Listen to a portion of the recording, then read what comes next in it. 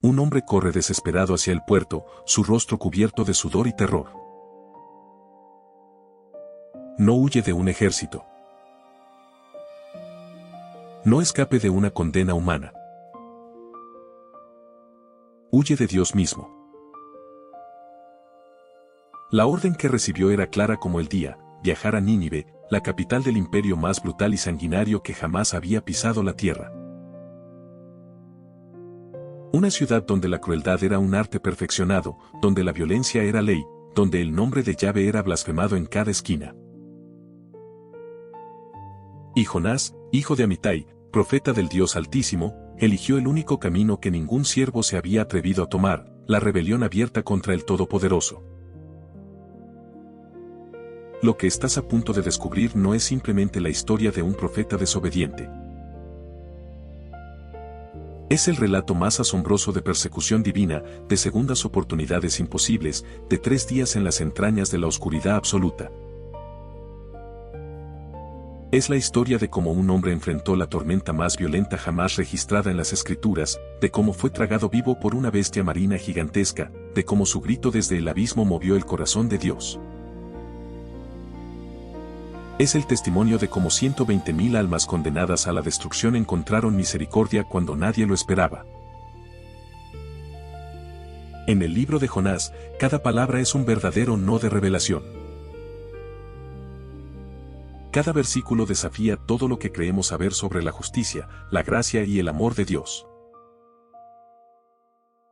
Prepárate, porque lo que estás a punto de escuchar se transformará para siempre tu comprensión de quién es realmente el Dios de Israel y hasta dónde está dispuesto a llegar para cumplir su propósito redentor con la humanidad.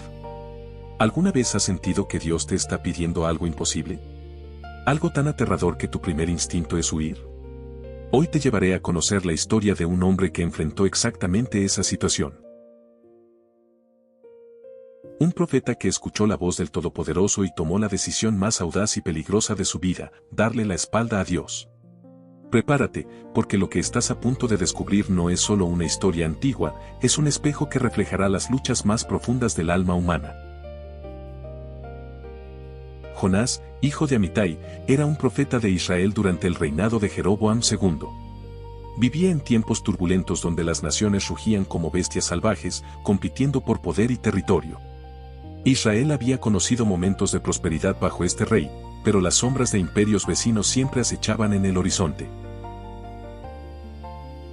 Jonás era conocido en su tierra, respetado como portavoz de Yahvé, el Dios de Abraham, Isaac y Jacob. Había profetizado anteriormente con éxito, y su palabra llevaba peso entre el pueblo. Era un hombre que conocía el poder de Dios, que había visto su fidelidad hacia Israel una y otra vez. Pero un día, todo cambió. La voz de Dios resonó en lo más profundo del espíritu de Jonás con una claridad que cortaba como espada de doble filo. En el libro de Jonás capítulo 1, versículo 1 al 2, se registra este momento crucial: vino palabra de Jehová a Jonás hijo de Amitai, diciendo: levántate y ve a Nínive, aquella gran ciudad, y pregona contra ella, porque ha subido su maldad delante de mí. Imagina por un momento la escena: Jonás, en su hogar, tal vez orando o descansando, cuando de repente el peso de la presencia divina lo envuelve. No era una sugerencia. No era una invitación opcional. Era una orden directa del Rey del Universo. Pero aquí está lo que hace que este llamado sea absolutamente aterrador: Nínive. No cualquier ciudad, sino Nínive, la capital del imperio asirio. Si te pregunto qué sabes sobre los asirios, tal vez no mucho. Pero déjame pintarte un cuadro que te helará la sangre. Los asirios eran conocidos en todo el mundo antiguo como los guerreros más brutales, crueles y despiadados que jamás hubieran caminado sobre la tierra.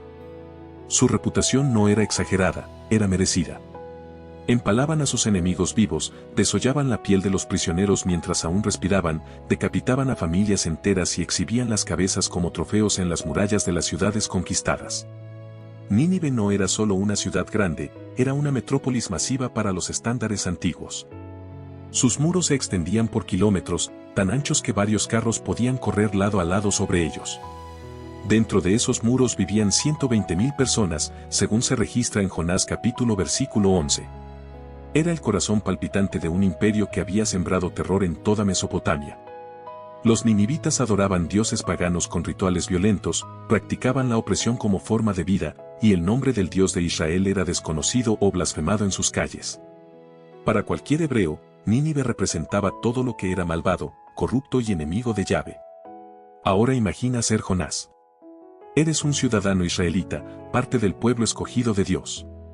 Los asirios son tus peores enemigos, han masacrado a tu gente, han saqueado ciudades vecinas, han causado terror en toda la región. Y de repente, Dios te ordena ir allí, caminar directamente hacia el corazón de la bestia, y predicar contra su maldad. No te está pidiendo que ores desde la distancia. No te está sugiriendo que envíes un mensaje por carta. Te está ordenando que vayas personalmente, que entres en territorio enemigo, y que anuncies el juicio divino a la ciudad más peligrosa del mundo conocido. La respuesta de Jonás fue inmediata y reveladora. El versículo 3 del primer y Jonás se levantó para huir de la presencia de Jehová a Tarsis. 3 palabras que resuenan con una audacia casi incomprensible: huir de Jehová. Jonás no dudó, no cuestionó, no pidió aclaraciones. Se levantó y huyó. Pero aquí está lo fascinante: Jonás era profeta. Conocía el poder de Dios. Había visto milagros. Sabía que Yahvé era omnipresente, omnisciente, omnipotente. ¿Cómo puede un hombre que conoce estas verdades pensar que puede escapar de Dios? La respuesta nos revela algo profundo sobre la naturaleza humana. Jonás no estaba siendo irracional, estaba siendo intensamente emocional. Su decisión no vino de la ignorancia, sino del conflicto interno más devastador. Por un lado, sabía que Dios era misericordioso, y eso lo aterraba. Verás, Jonás no tenía miedo de que Dios destruyera Nínive. Tenía miedo de que Dios la perdonara.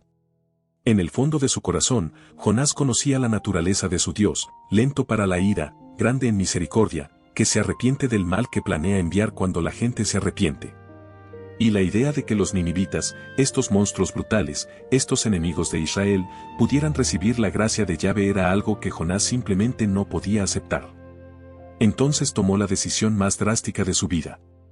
Descendió a Jope, un puerto en la costa del Mediterráneo, y buscó un barco que fuera a Tarsis. ¿Dónde quedaba Tarsis? En el extremo opuesto del mundo conocido. Algunos estudiosos la ubican en la costa sur de España, otros sugieren que era un puerto en algún lugar del occidente lejano. Lo que importa es esto: si Nínive quedaba al este, Jonás eligió ir al oeste. Si Dios le ordenaba ir hacia el enemigo, Jonás eligió ir hacia el horizonte más lejano posible. Pagó el pasaje completo del viaje, según registra el texto, mostrando su determinación absoluta de escapar. Pero aquí hay algo que no puedes ignorar. Cuando Jonás descendió a Jope, cuando pagó por ese pasaje, cuando subió a ese barco, ¿crees que su corazón estaba en paz? Por supuesto que no. Cada paso que daba hacia ese navío era un paso cargado de peso, de conflicto, de tormenta interna. Conocía a su Dios. Sabía que estaba cruzando una línea que ningún profeta había cruzado antes. La historia bíblica está llena de profetas que cuestionaron, que dudaron, que pidieron señales. Moisés argumentó con Dios. Gedeón pidió confirmación. Jeremías expresó su inseguridad. Pero ninguno huyó. Jonás estaba escribiendo un nuevo capítulo en la historia de la rebelión humana contra la voluntad divina.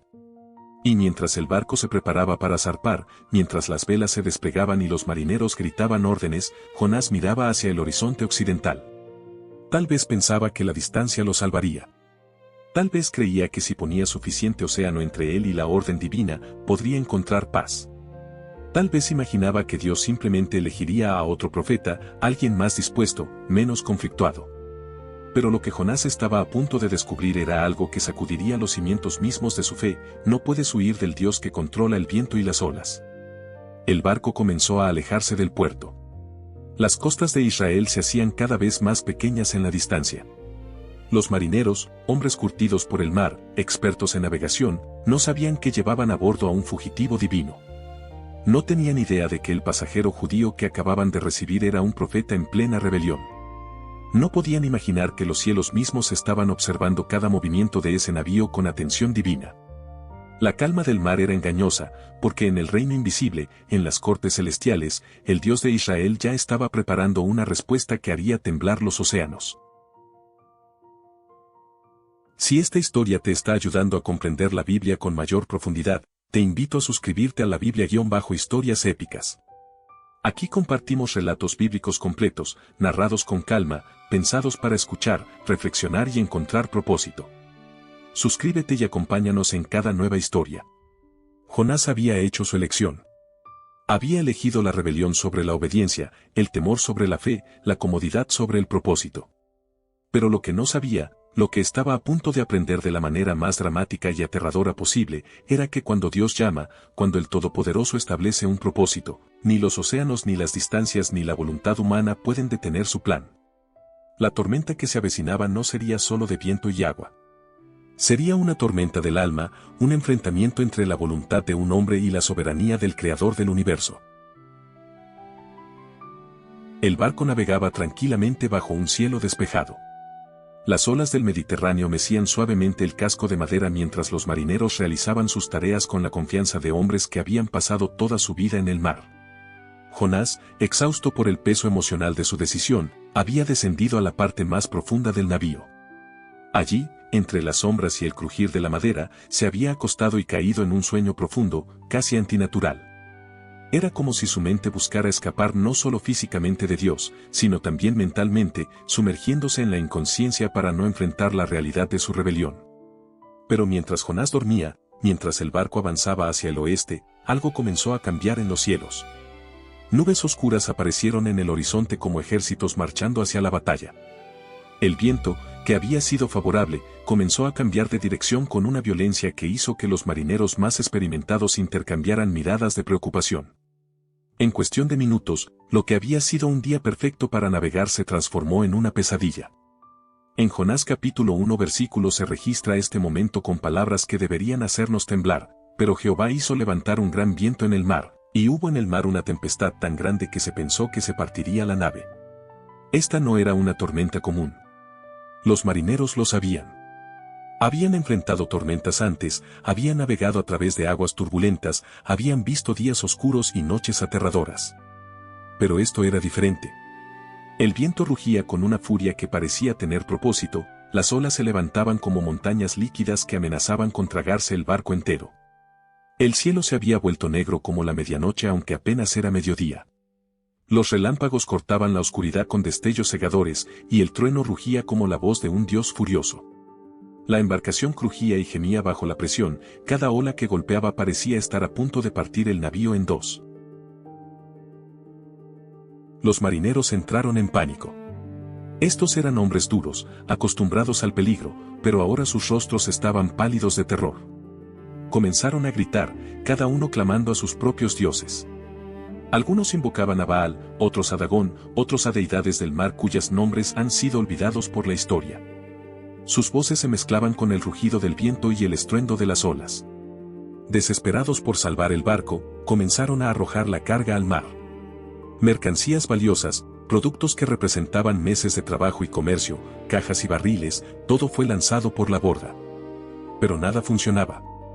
La tormenta no cesaba, al contrario, parecía intensificarse con cada minuto que pasaba. El capitán del barco, un hombre experimentado que había navegado por décadas, sabía que algo estaba terriblemente mal. Esta tormenta no era natural. Había una sensación en el aire, una presencia aterradora que sugería que fuerzas más allá de la comprensión humana estaban en juego. Mientras él y su tripulación luchaban contra los elementos, mientras el barco era sacudido como un juguete en manos de un niño enojado, recordó algo. Había un pasajero. Un hombre judío que había pagado por el viaje hacia Tarsis. ¿Dónde estaba? El capitán descendió a las profundidades del barco, agarrándose de las paredes mientras el navío se sacudía violentamente. El agua comenzaba a filtrarse por las grietas que se estaban formando en el casco. El tiempo se agotaba. Y allí, en la parte más baja de la embarcación, encontró a Jonás. Dormido. Profundamente dormido. La escena era casi surrealista. Arriba, hombres gritaban y luchaban por sus vidas. El barco estaba siendo destrozado por una tormenta sobrenatural. Y este hombre, este profeta fugitivo, dormía como si nada estuviera pasando. El capitán lo sacudió con fuerza y le gritó las palabras registradas en Jonás capítulo 1 versículo 6, ¿qué tienes, dormilón? Levántate, y clama a tu Dios, quizá Él tendrá compasión de nosotros, y no pereceremos. Jonás despertó al caos total. El ruido, el movimiento, el agua entrando al barco. Subió a cubierta y se encontró con una escena que parecía sacada del Apocalipsis. El mar era un monstruo rugiente, las olas eran montañas de agua que se estrellaban contra el barco con intención asesina. Los marineros, empapados y aterrorizados, luchaban por mantener el control del timón, por mantener las velas intactas, por hacer cualquier cosa que pudiera salvar sus vidas. Y en medio de toda esta desesperación, tomaron una decisión que revela algo profundo sobre la naturaleza humana en crisis: echaron suertes. En el mundo antiguo, echar suertes era una forma de buscar respuestas divinas. La idea era simple: si los dioses estaban detrás de esta calamidad, ellos revelarían al culpable a través de las suertes. Los marineros reunieron piedras o palitos, establecieron el método, y echaron las suertes mientras el barco se sacudía bajo sus pies. Y el resultado fue inequívoco. Jonás capítulo 1 versículo 7 registra: y dijeron cada uno a su compañero: venid y echemos suertes, para que sepamos por causa de quién nos ha venido este mal. Y echaron suertes, y la suerte cayó sobre Jonás. La suerte señaló directamente al profeta fugitivo. Los ojos de todos los marineros se clavaron en Jonás. Aquí estaba el hombre responsable.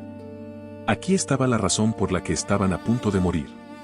Las preguntas comenzaron a llover sobre él como las olas sobre la cubierta. ¿Qué oficio tienes, y de dónde vienes? ¿Cuál es tu tierra, y de qué pueblo eres?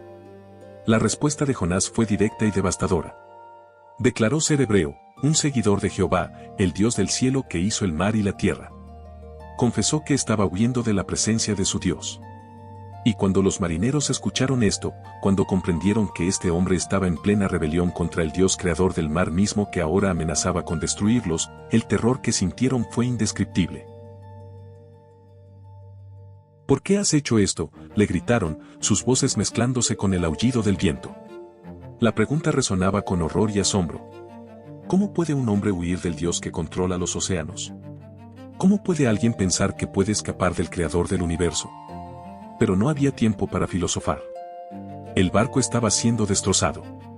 Las olas eran cada vez más altas. La muerte era inminente. Necesitaban una solución y la necesitaban ahora. ¿Qué haremos contigo para que el mar se nos aquiete?, le preguntaron a Jonás, desesperados por una respuesta que salvara sus vidas. La respuesta de Jonás fue la más sorprendente de toda esta historia. Con una calma que contrastaba brutalmente con el caos a su alrededor, con una resignación que hablaba de su comprensión profunda de lo que estaba sucediendo, Jonás les dio la solución.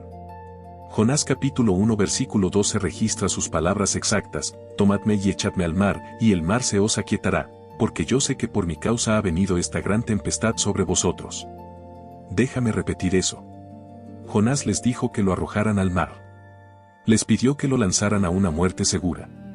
Los marineros se negaron inicialmente.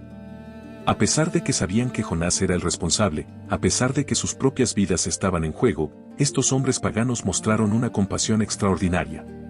Remaron con todas sus fuerzas, intentando llevar el barco de regreso a tierra. Lucharon contra las olas, contra el viento, contra la tormenta divina. Pero era inútil. El mar se volvía cada vez más bravo, las olas cada vez más violentas. La realidad era innegable: o Jonás moría, o todos morían. No había tercera opción. El Dios de Jonás, el Dios del cielo y la tierra, había establecido los términos, y no había negociación posible. Finalmente, sin más opciones, con el agua ya inundando partes del barco, con la muerte respirando en sus cuellos, los marineros hicieron algo extraordinario. Oraron. Pero no oraron a sus dioses. Oraron a Jehová, el Dios de Jonás. En Jonás capítulo 1 versículos 14 al 15 se registra su oración desesperada: te rogamos ahora, Jehová, que no perezcamos nosotros por la vida de este hombre, ni pongas sobre nosotros la sangre inocente, porque tú, Jehová, has hecho como has querido. Era una oración que reconocía la soberanía de Dios, que aceptaba que todo esto estaba bajo control divino, que suplicaba misericordia incluso mientras se preparaban para hacer lo impensable. Y entonces lo hicieron. Tomaron a Jonás. Sus manos agarraron sus brazos y piernas. Lo levantaron mientras el barco se sacudía violentamente. Jonás no resistió. No luchó. Sabía que esto era el resultado de su rebelión, sabía que estaba enfrentando las consecuencias de huir de Dios. Y en un momento que quedó grabado para siempre en las páginas de la historia, lo arrojaron al mar furioso. El cuerpo de Jonás voló por el aire, girando en medio de la tormenta, y luego impactó contra las olas rugientes. El profeta fugitivo se hundió bajo las aguas oscuras, tragado por el abismo líquido. Y entonces sucedió algo que debería dejarte sin aliento. En el instante exacto en que Jonás desapareció bajo las olas, el mar se calmó. El viento cesó como si alguien hubiera cerrado una puerta. Las nubes comenzaron a dispersarse. La tormenta sobrenatural, que había amenazado con destruir el barco y matar a toda la tripulación, simplemente se detuvo. La calma era tan absoluta, tan perfecta, tan inmediata que los marineros se quedaron paralizados de asombro. Acababan de presenciar un milagro. Acababan de ver el poder del Dios de Israel manifestarse de manera innegable. Y el versículo 16 registra su respuesta, y temieron aquellos hombres a Jehová con gran temor, y ofrecieron sacrificio a Jehová, e hicieron votos. Si esta historia te está ayudando a comprender la Biblia con mayor profundidad, te invito a suscribirte a la Biblia-Historias Épicas.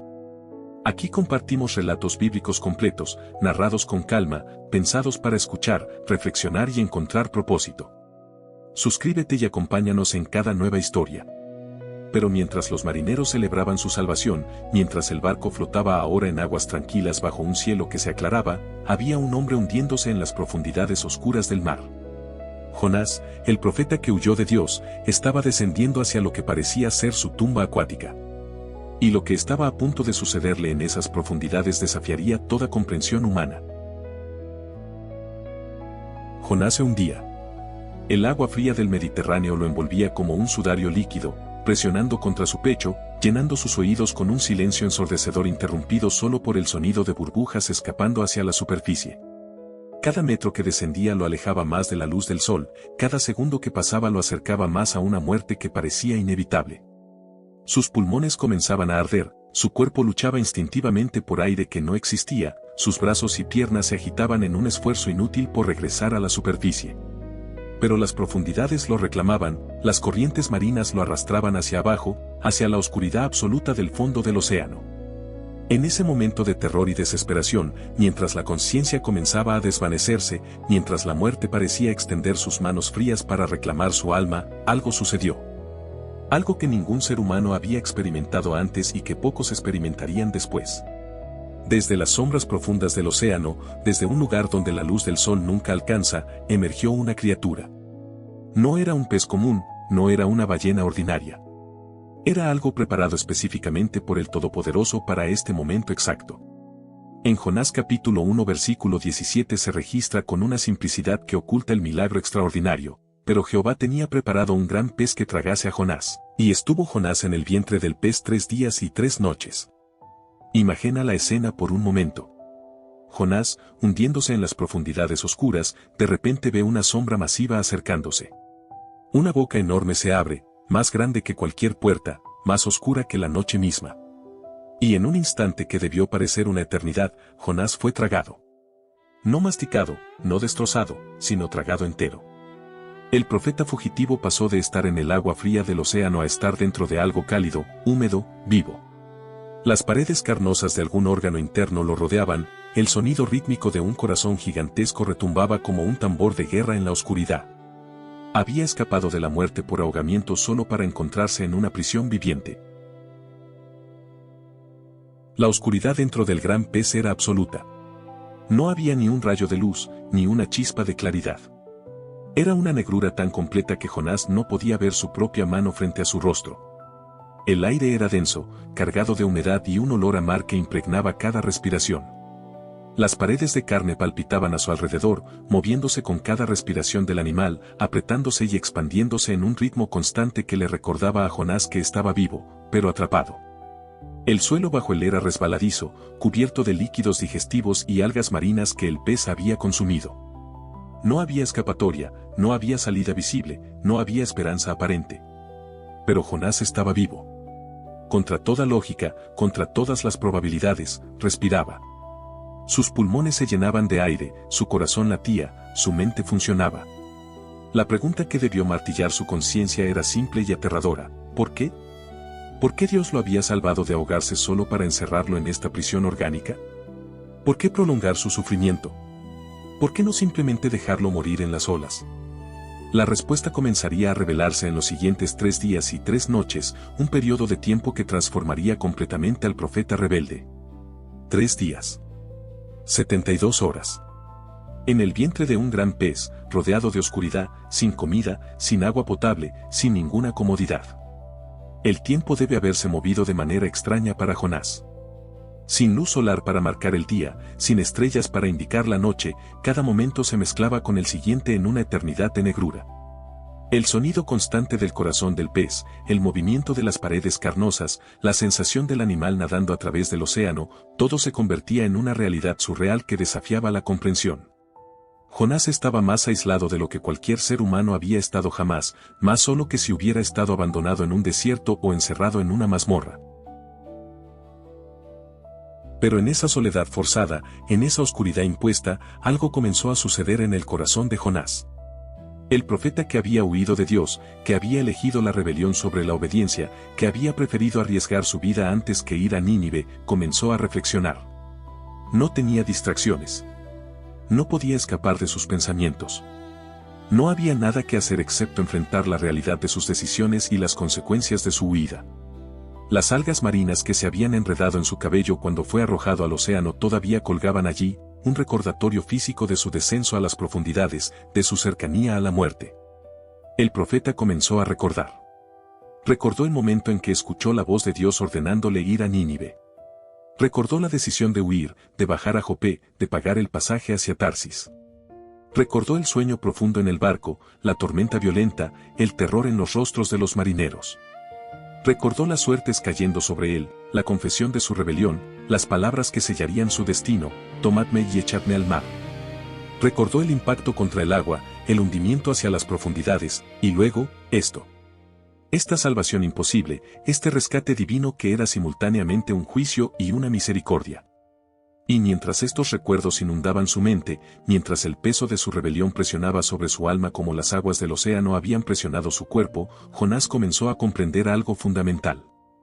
No había escapatoria de Dios. No porque Dios fuera un tirano perseguidor, sino porque Dios era el creador de todo.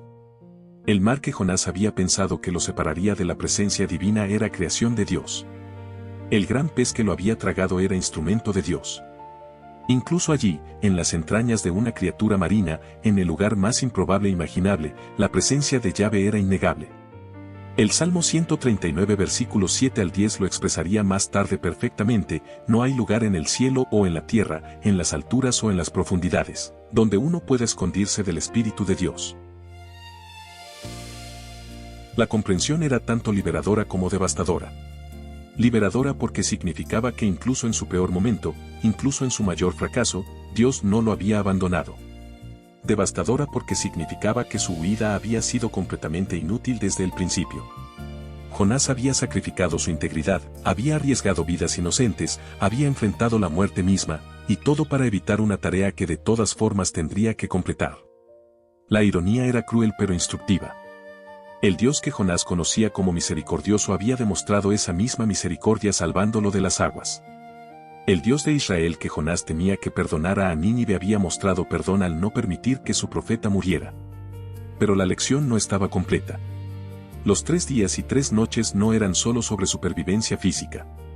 Eran un periodo de muerte y resurrección simbólica. Jonás había estado tan cerca de la muerte como es posible estar sin cruzar ese umbral final. El gran pez era tanto tumba como matriz, tanto prisión como refugio. En las tradiciones posteriores, este evento se convertiría en una de las señales proféticas más poderosas. Jesús mismo lo citaría siglos después, comparando los 3 días de Jonás en el vientre del pez con los 3 días que él pasaría en el corazón de la tierra antes de su resurrección. Pero eso vendría después. En ese momento, Jonás solo sabía que estaba en el lugar más oscuro de su vida. El pez nadaba a través del océano, llevando su carga humana hacia un destino desconocido. Jonás no tenía idea de dónde estaba el animal, hacia dónde se dirigía, o cuánto tiempo más duraría esta pesadilla. El movimiento constante del pez, el balanceo de las olas filtrado a través de la carne y el agua, la sensación de estar simultáneamente enterrado vivo y flotando en el océano, todo contribuía a una experiencia que rompía los límites de lo comprensible. Cada hora que pasaba era una eternidad. Cada momento de conciencia era una batalla contra la desesperación. Cada respiración era un recordatorio de que, de alguna manera imposible, Dios lo mantenía vivo. Y en medio de esa oscuridad, en medio de ese aislamiento total, algo comenzó a crecer en el corazón de Jonás. No era todavía un arrepentimiento completo, no era aún una rendición total. Era el principio de algo. Era el reconocimiento de que había llegado al fondo absoluto. No solo del océano, sino de su propia rebelión. No podía huir más lejos. No podía caer más bajo. Este era el punto de quiebre, el momento donde el profeta fugitivo tendría que tomar una decisión, continuar en su obstinación y morir en las entrañas de este pez, o rendirse finalmente a la voluntad del Dios que lo había llamado. Si esta historia te está ayudando a comprender la Biblia con mayor profundidad, te invito a suscribirte a la Biblia-Historias Épicas. Aquí compartimos relatos bíblicos completos, narrados con calma, pensados para escuchar, reflexionar y encontrar propósito. Suscríbete y acompáñanos en cada nueva historia. Mientras el tercer día se acercaba, mientras las 72 horas llegaban a su fin, Jonás sabía que algo tenía que cambiar. No podía continuar así. El orgullo que lo había llevado a huir, el temor que lo había impulsado hacia Tarsis, la resistencia que había endurecido su corazón contra el llamado divino, todo eso comenzaba a quebrarse bajo el peso de su situación. En la oscuridad total del vientre del pez, rodeado de las paredes carnosas de su prisión viviente, Jonás estaba a punto de hacer algo que cambiaría todo. Estaba a punto de orar. En la oscuridad absoluta del vientre del gran pez, rodeado de paredes carnosas que palpitaban con cada respiración del animal, Jonás finalmente abrió su boca. No para quejarse, no para maldecir su suerte, sino para hacer algo que debió haber hecho desde el principio. Orar. Las palabras que salieron de sus labios no fueron planificadas ni ensayadas. Brotaron desde lo más profundo de su alma, desde un lugar de quebrantamiento total, desde las cenizas de su orgullo destrozado. Era el grito de un hombre que había tocado fondo, que había perdido todo control, que finalmente reconocía su necesidad absoluta de Dios. La oración de Jonás está registrada en el capítulo 2 de su libro, y cada palabra resuena con la intensidad de quien ha estado al borde de la muerte. Comenzó con estas palabras poderosas del versículo 2, invoqué en mi angustia a Jehová, y él me oyó, desde el seno del Seol clamé, y mi voz oíste. Nota la honestidad brutal de estas palabras. Jonás no intentaba disfrazar su situación. Estaba en angustia, estaba en lo que él llamaba el Seol, el lugar de los muertos. Había clamado desde las profundidades literales y metafóricas. Y lo más extraordinario, reconocía que Dios lo había escuchado. A pesar de su rebelión, a pesar de su huida, a pesar de su desobediencia flagrante, Yahvé había escuchado su voz. Jonás continuó su oración, y sus palabras pintaban un cuadro vivido de lo que había experimentado. En el versículo 3 declaró, me echaste a lo profundo, en medio de los mares, y me rodeó la corriente, todas tus ondas y tus olas pasaron sobre mí. Aquí está la confesión fundamental, no fueron los marineros quienes lo arrojaron al mar, aunque físicamente lo hicieron. Era Dios quien estaba detrás de todo. Jonás reconocía la mano divina en su castigo. Las ondas y las olas que lo habían envuelto, que casi lo ahogaron, eran las ondas y olas de Dios. El profeta estaba comenzando a comprender que no había escapatoria de la soberanía divina, que todo lo que le había sucedido estaba bajo el control del Todopoderoso. Pero entonces la oración tomó un giro sorprendente.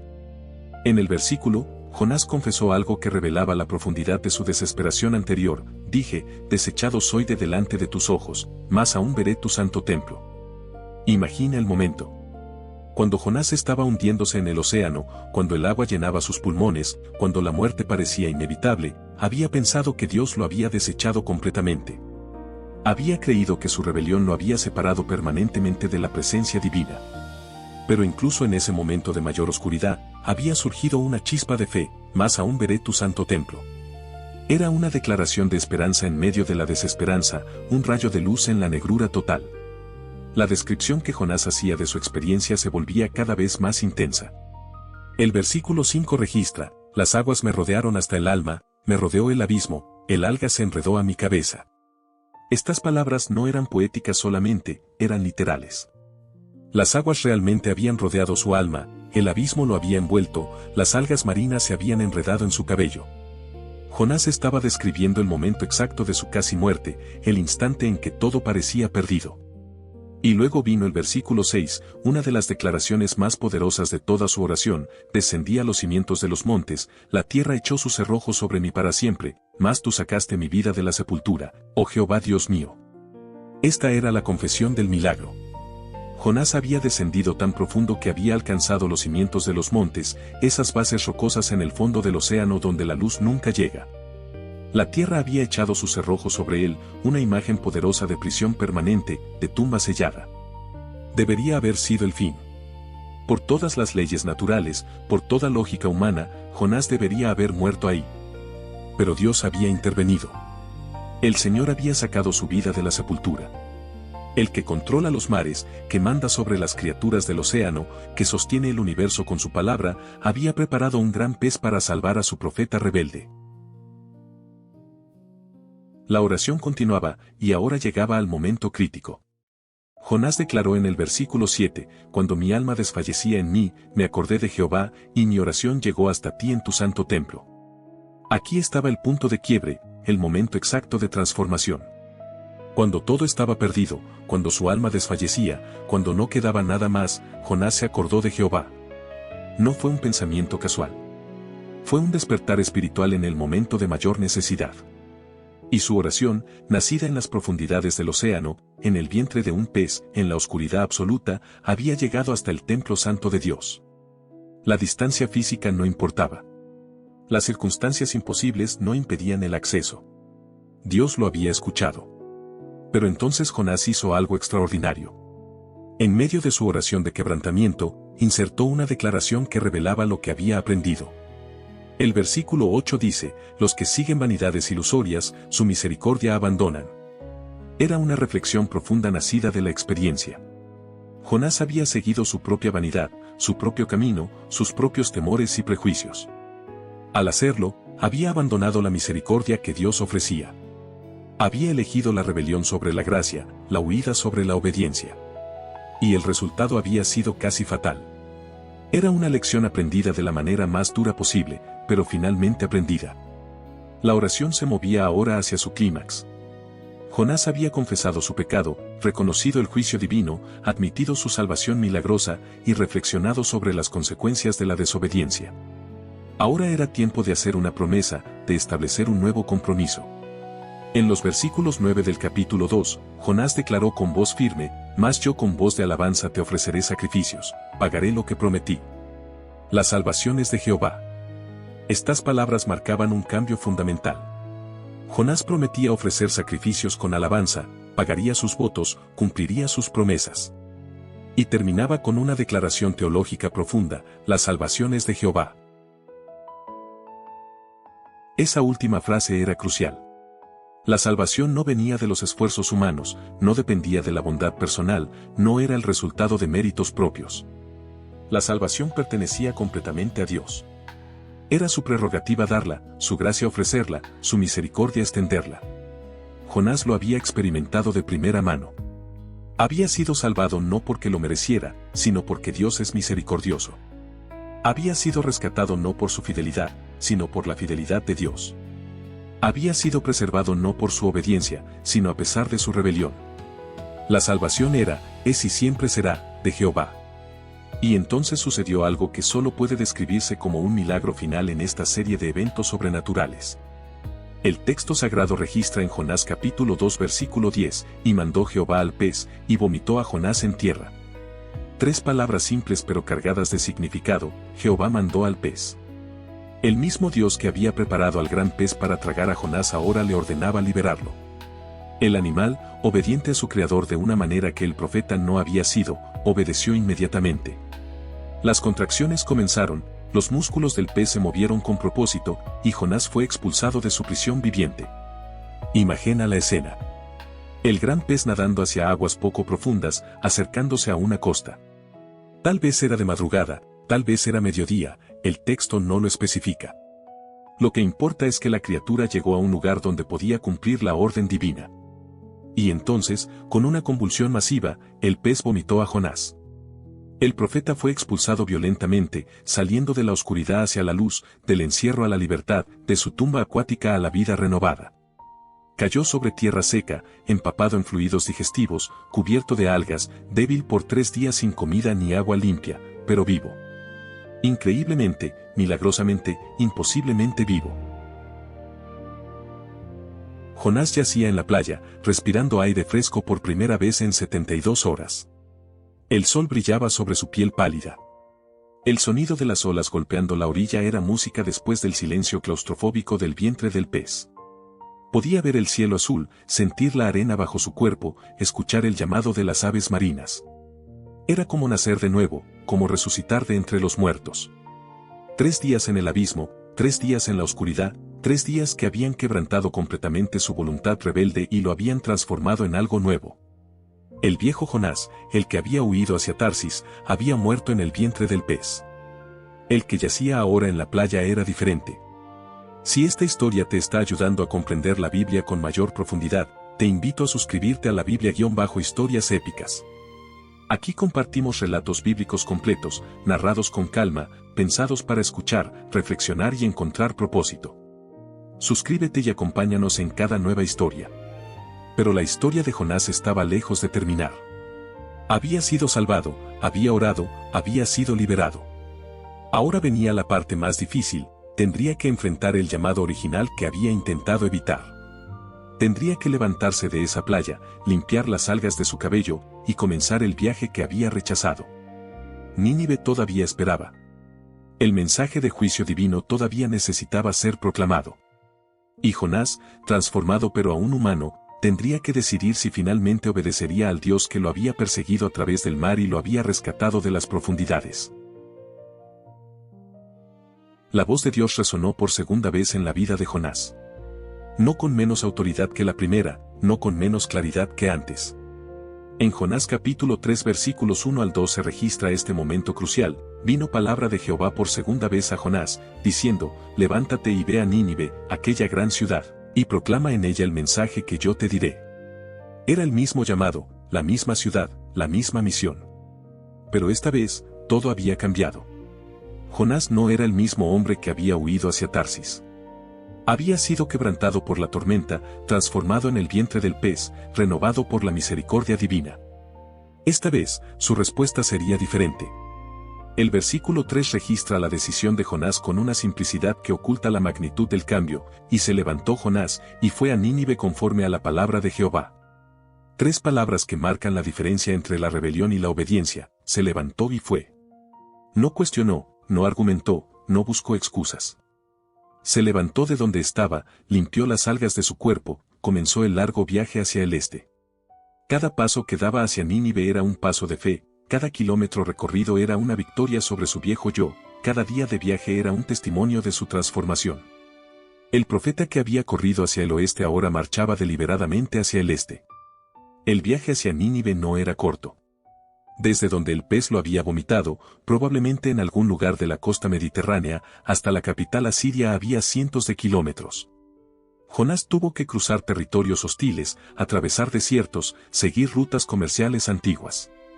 Tuvo tiempo de sobra para reflexionar sobre lo que estaba a punto de hacer, para procesar todo lo que había experimentado, para prepararse mentalmente para la tarea que le esperaba. Pero ahora, en lugar de usar ese tiempo para planear otra huida, lo usaba para fortalecer su resolución. Había aprendido la lección más dura de su vida: no se puede huir de Dios. Finalmente, después de días o semanas de viaje, Jonás vio Nínive en el horizonte. Y lo que vio debió quitarle el aliento. El texto describe que Nínive era ciudad grande en extremo, de 3 días de camino. Imagina lo que esto significaba. No era simplemente una ciudad grande para los estándares modernos, era una metrópolis masiva para el mundo antiguo. Sus murallas se extendían por kilómetros y kilómetros, tan altas y anchas que parecían montañas artificiales. Torres de vigilancia se elevaban hacia el cielo cada pocos cientos de metros. Las puertas monumentales, decoradas con estatuas de toros alados y leones de piedra, intimidaban a cualquier visitante. Dentro de esos muros vivían 120.000 personas, un número asombroso para aquella época. Pero no era solo el tamaño de la ciudad lo que debía aterrorizar a Jonás. Era lo que representaba. Nínive era el corazón del imperio asirio, la capital del reino más brutal que el mundo antiguo había conocido. Sus calles habían visto desfiles de prisioneros encadenados. Sus plazas habían sido decoradas con cabezas de enemigos conquistados. Sus templos estaban dedicados a dioses paganos como Istar y Asur. La violencia no era solo aceptada aquí, era celebrada. La crueldad era una forma de arte. El nombre de Yahvé, el Dios de Israel, era desconocido o blasfemado. Esta era la ciudad que Jonás debía confrontar con un mensaje de juicio divino. Jonás entró a la ciudad.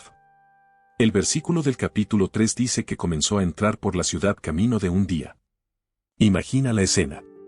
Un extranjero judío, todavía marcado por su experiencia en el mar, caminando por las calles de la ciudad más peligrosa del mundo conocido. A su alrededor, ninivitas iban y venían con sus asuntos diarios. Comerciantes gritaban sus ofertas en los mercados. Soldados patrullaban con sus armaduras brillantes y armas afiladas. Sacerdotes paganos realizaban rituales en templos decorados con oro robado de naciones conquistadas. Y en medio de todo esto, Jonás levantó su voz y comenzó a proclamar el mensaje más aterrador que esa ciudad jamás había escuchado. Las palabras que Jonás gritaba eran simples pero devastadoras. El versículo las registra con una brevedad que intensifica su poder: de aquí a 40 días Nínive será destruida. 8 palabras en español, tal vez 5 o 6 en hebreo original. No había elaboración teológica compleja. No había explicación detallada del porqué. No había condiciones claramente establecidas. Solo una declaración directa de juicio inminente: en 40 días, esta ciudad masiva, esta capital imperial, este símbolo de poder militar, sería destruida. Completamente. Totalmente. Sin escape aparente. La reacción de los ninivitas fue algo que nadie, especialmente Jonás, podría haber anticipado. En lugar de ridiculizar al extranjero que proclamaba juicio, en lugar de arrestarlo o ejecutarlo por blasfemia contra sus dioses, en lugar de ignorar sus palabras como el delirio de un loco, hicieron algo extraordinario. El versículo 5 registra: y los hombres de Nínive creyeron a Dios, y proclamaron ayuno, y se vistieron de cilicio desde el mayor hasta el menor de ellos. Lee eso de nuevo. Los hombres de Nínive creyeron a Dios. No a sus propios dioses, no a sus sacerdotes, sino al Dios del profeta hebreo que caminaba por sus calles proclamando destrucción. Lo que sucedió después fue el movimiento de arrepentimiento masivo más asombroso registrado en el Antiguo Testamento. La noticia del mensaje de Jonás se propagó por la ciudad como fuego en paja seca. De boca en boca, de calle en calle, de casa en casa, el mensaje viajó: en 40 días seremos destruidos. Y la respuesta fue inmediata y total. La gente comenzó a ayunar, rechazando comida y agua. Se vistieron de cilicio, esa tela áspera de pelo de cabra que se usaba en señal de luto y arrepentimiento. Desde el más poderoso hasta el más pobre, desde el anciano hasta el joven, todos participaron en esta demostración masiva de humillación ante el Dios de Israel. Pero lo más sorprendente estaba por venir. La noticia del mensaje de Jonás llegó hasta el palacio real, hasta el trono mismo del rey de Nínive. Este era el hombre más poderoso del imperio más temido del mundo. Gobernaba sobre ejércitos que habían conquistado naciones. Sus órdenes decidían el destino de miles. Su palabra era ley absoluta en todo el territorio asirio. Y cuando escuchó el mensaje de juicio divino, su respuesta fue asombrosa. El versículo 6 registra: y llegó la noticia hasta el rey de Nínive, y se levantó de su silla, se despojó de su vestido, y se cubrió de cilicio y se sentó sobre ceniza. El rey de Nínive, el monarca más poderoso de la región, se quitó sus vestiduras reales. Dejó su trono. Se vistió con cilicio como el más humilde de sus súbditos. Y se sentó sobre ceniza, el símbolo más bajo de humillación y arrepentimiento. Pero no se detuvo allí. Emitió un decreto real, una proclamación oficial que se debía cumplir en toda la ciudad. El versículo 7 registra sus palabras: por mandato del rey y de sus grandes se publica y dice en Nínive: hombres y animales, bueyes y ovejas, no gusten cosa alguna, no se les dé alimento, ni beban agua. Era un ayuno total, absoluto, que incluía incluso a los animales. El decreto real continuaba con instrucciones específicas en el versículo 8: sino cúbranse de cilicio hombres y animales, y clamen a Dios fuertemente, y conviértase cada uno de su mal camino, de la rapiña que hay en sus manos. Nota la profundidad de este arrepentimiento. No era solo un ritual externo. El rey ordenaba que cada persona se convirtiera de su mal camino, que dejara la violencia que había caracterizado a Nínive. La rapiña, el saqueo, la crueldad que había sido el sello distintivo del imperio asirio, todo debía cesar. Era un llamado a transformación moral completa, no solo a penitencia ceremonial. Y entonces vino la declaración más extraordinaria de todas. El versículo 9 registra las palabras del rey que revelaban una chispa de esperanza desesperada. ¿Quién sabe si se volverá y se arrepentirá Dios, y se apartará del ardor de su ira, y no pereceremos? El rey de Nínive, que no conocía al Dios de Israel, que adoraba a dioses paganos toda su vida, estaba apostando todo a la posibilidad de que este Dios extranjero pudiera ser misericordioso. No tenía garantías. No tenía promesas explícitas. Solo tenía la esperanza de que tal vez, solo tal vez, el arrepentimiento genuino movería el corazón divino. La respuesta de Dios fue inmediata y clara. El versículo 10 del capítulo 3 declara con palabras que deberían hacer temblar nuestros corazones, y vio Dios lo que hicieron, que se convirtieron de su mal camino, y se arrepintió del mal que había dicho que les haría, y no lo hizo. Dios vio. No solo los rituales externos, no solo el ayuno y el cilicio, sino la conversión genuina del mal camino. Vio los corazones cambiados, las vidas transformadas, el arrepentimiento real. Y en su misericordia infinita, se arrepintió del mal que había planeado enviar.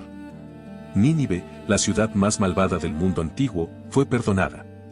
Si esta historia te está ayudando a comprender la Biblia con mayor profundidad, te invito a suscribirte a la Biblia-Historias Épicas.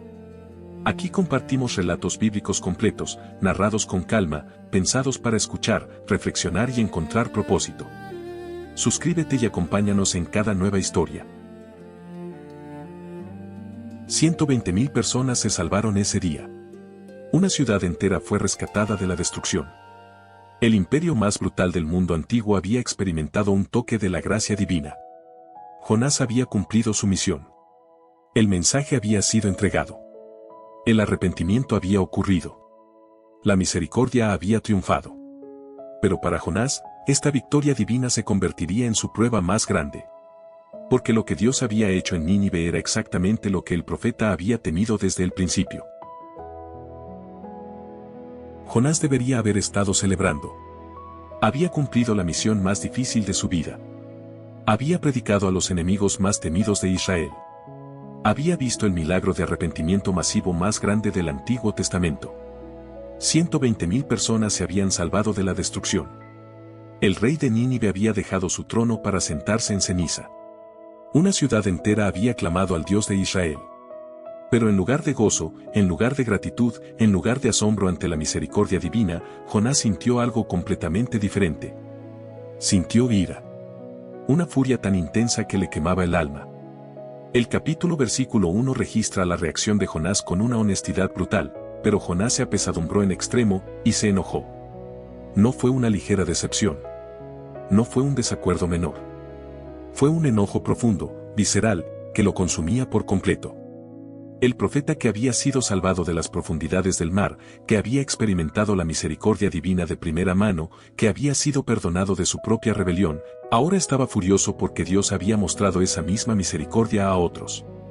La ironía era devastadora, pero Jonás estaba demasiado cegado por su enojo para verla.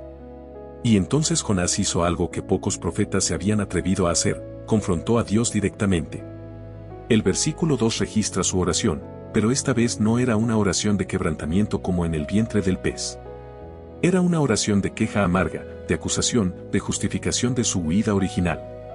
Ahora, oh Jehová, ¿no es esto lo que yo decía estando aún en mi tierra? Por eso me apresuré a huir a Tarsis, porque sabía yo que tú eres Dios clemente y piadoso, tardo en enojarte y de grande misericordia, y que te arrepientes del mal. Finalmente, la verdad salía a la luz. Jonás no había huido porque tenía miedo de los ninivitas.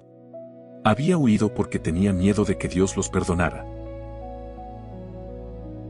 Las palabras de Jonás revelaban el conflicto interno que lo había atormentado desde el principio. Conocía la naturaleza de su Dios. Sabía que Yahvé era clemente, piadoso, lento para la ira, grande en misericordia. Estas eran las características que Israel había celebrado por generaciones, los atributos divinos que habían salvado al pueblo escogido una y otra vez. Pero Jonás no quería que esas características se extendieran a Nínive. No quería que los asirios experimentaran la gracia que Israel conocía. No quería que los enemigos más brutales de su nación recibieran perdón. Prefería verlos destruidos, incluso si eso significaba desobedecer a Dios. La oración de Jonás continuaba con palabras que revelan la profundidad de su desesperación. En el versículo 3 declaró: Ahora pues, oh Jehová, te ruego que me quites la vida, porque mejor me es la muerte que la vida. Era un deseo de muerte nacido no del sufrimiento físico, sino del tormento emocional y espiritual. Jonás prefería morir antes que ver a Nínive perdonada. Prefería la tumba antes que aceptar la misericordia divina hacia sus enemigos. Era la declaración más dramática de su lucha interna, la expresión final de un corazón que todavía estaba atrapado en el odio y el prejuicio a pesar de todas las lecciones que había aprendido. La respuesta de Dios fue simple pero penetrante. El versículo registra: y Jehová le dijo, ¿haces bien en enojarte tanto? Era una pregunta que cortaba al corazón del asunto. No era una condena inmediata, no era un castigo directo. Era una invitación a la reflexión, un desafío suave a examinar la justicia de su ira. Dios no estaba justificándose a sí mismo. Estaba invitando a Jonás a considerar si su enojo era realmente apropiado, si su perspectiva era correcta, si su comprensión de la justicia y la misericordia estaba alineada con la realidad divina. Pero Jonás no respondió a la pregunta. En lugar de reflexionar, en lugar de buscar entendimiento, salió de la ciudad. El versículo 5 describe sus acciones: y salió Jonás de la ciudad, y acampó hacia el oriente de la ciudad, y se hizo allí una enramada, y se sentó debajo de ella a la sombra, hasta ver qué acontecería en la ciudad. Jonás todavía albergaba esperanza de que Dios cambiara de opinión. Tal vez los 40 días aún no habían terminado. Tal vez la destrucción aún vendría. Tal vez Nínive sería reducida a cenizas después de todo. Se sentó bajo su enramada improvisada, mirando hacia la ciudad, esperando ver fuego caer del cielo. Y entonces Dios preparó una lección final, una ilustración práctica que revelaría la verdad que Jonás necesitaba comprender. El versículo 6 registra: y preparó Jehová Dios una calabacera, la cual creció sobre Jonás para que hiciese sombra sobre su cabeza, y le librase de su malestar, y Jonás se alegró grandemente por la calabacera. Nota la palabra clave: preparó. Así como Dios había preparado el gran pez para tragar a Jonás, ahora preparó una planta para enseñarle. Era una calabacera que creció milagrosamente rápido, extendiéndose sobre la enramada de Jonás, proporcionando sombra adicional del sol abrasador del desierto. Y Jonás, el profeta enojado, se alegró grandemente por esta planta. Por primera vez en días, Jonás sintió algo positivo. La sombra era fresca, el alivio del calor era bienvenido. La calabacera hacía su espera más soportable, su vigilancia más cómoda. Se recostó bajo sus hojas anchas, disfrutando de la protección que ofrecía. Tal vez incluso sonrió por primera vez desde que Nínive había sido perdonada. Una simple planta había logrado lo que toda la misericordia de Dios hacia 120,000 personas no había logrado: darle alegría a Jonás. La ironía era casi cómica, pero el punto que Dios estaba a punto de hacer era profundamente serio. Pero al día siguiente, todo cambió. El versículo 7 registra: pero al venir el alba del día siguiente, Dios preparó un gusano, el cual hirió la calabacera, y se secó. Otra vez la palabra preparó. Dios había preparado la planta, y ahora preparaba un gusano. Este pequeño insecto atacó la raíz de la calabacera durante la noche, y cuando Jonás despertó, encontró que su amada planta se había marchitado. Las hojas que habían proporcionado sombra ahora colgaban muertas. Los tallos que habían sido verdes y vigorosos ahora estaban secos y quebradizos. La calabacera que había sido su alegría el día anterior ahora era solo un esqueleto vegetal. Y como si perder la planta no fuera suficiente, Dios añadió otra capa de incomodidad. El versículo 8 describe: y aconteció que al salir el sol, preparó Dios un recio viento oriental, y el sol hirió a Jonás en la cabeza, y se desmayaba, y deseaba la muerte, diciendo: mejor sería para mí la muerte que la vida. Un viento oriental, caliente y seco como el aliento de un horno, comenzó a soplar. El sol, sin la protección de la calabacera, golpeaba directamente sobre la cabeza de Jonás. El calor era insoportable, la sed era intensa, el malestar era extremo. Y por segunda vez, Jonás declaró que prefería morir. Entonces vino la segunda pregunta de Dios, esta vez más específica. El versículo 9 registra: entonces dijo Dios a Jonás, ¿tanto te enojas por la calabacera? Y él respondió, mucho me enojo, hasta la muerte. La respuesta de Jonás era casi infantil en su intensidad. Estaba enojado hasta el punto de desear la muerte por una planta. Una simple calabacera que había existido por un día lo había hecho pasar de la alegría a la furia mortal. No veía personas, no veía almas, no veía la imagen de Dios en 120,000 ninivitas. Solo veía una planta que le había dado comodidad y ahora se había ido. Y entonces vino la lección final, la verdad que Dios había estado preparando durante toda esta experiencia. Los versículos 10 y 11 del capítulo registran las palabras divinas que deberían transformar nuestra comprensión de la misericordia de Dios. Y dijo Jehová, tuviste tu lástima de la calabacera, en la cual no trabajaste, ni tú la hiciste crecer, que en espacio de una noche nació, y en espacio de otra noche pereció.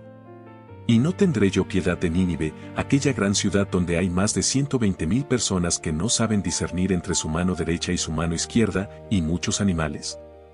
Era el punto culminante de todo el libro, la revelación final del corazón de Dios. La lógica divina era impecable. Jonás tenía compasión de una planta que no había creado, que no había cultivado, que había existido por menos de 2 días. Y sin embargo, estaba furioso porque Dios tenía compasión de una ciudad entera llena de seres humanos creados a su imagen. 120,000 personas que no sabían discernir entre su mano derecha y su mano izquierda, una frase que podría referirse a niños pequeños o a personas espiritualmente ignorantes. Personas que no conocían al Dios verdadero, que habían vivido toda su vida en tinieblas espirituales. ¿No merecían ellos la misericordia de su Creador? ¿No valían más que una calabacera? Y con esas palabras, el libro de Jonás termina abruptamente. No hay respuesta registrada de Jonás. No sabemos si finalmente comprendió la lección. No se nos dice si su corazón cambió o si continuó en su amargura. El final abierto es intencional, porque la pregunta de Dios no era solo para Jonás. Es una pregunta para cada lector, para cada oyente, para cada persona que escucha esta historia. ¿Entendemos la misericordia de Dios? ¿Valoramos las almas humanas más que nuestra comodidad personal? ¿Estamos dispuestos a ver a nuestros enemigos recibir la gracia que nosotros hemos experimentado? Si esta historia te está ayudando a comprender la Biblia con mayor profundidad, te invito a suscribirte a la Biblia-Historias Épicas. Aquí compartimos relatos bíblicos completos, narrados con calma, pensados para escuchar, reflexionar y encontrar propósito. Suscríbete y acompáñanos en cada nueva historia. La historia de Jonás es mucho más que el relato de un profeta que fue tragado por un gran pez. Es la revelación del corazón de Dios hacia toda la humanidad, incluidos aquellos que consideramos enemigos. Es un recordatorio de que la misericordia divina no conoce fronteras nacionales, que la gracia de Dios no se limita a un solo pueblo. Es un desafío a examinar nuestros propios corazones y preguntarnos, ¿somos como Jonás, más preocupados por nuestra comodidad que por las almas perdidas? ¿Nos alegramos cuando Dios muestra misericordia a aquellos que consideramos indignos? La respuesta a estas preguntas revelará si realmente comprendemos el carácter del Dios que servimos.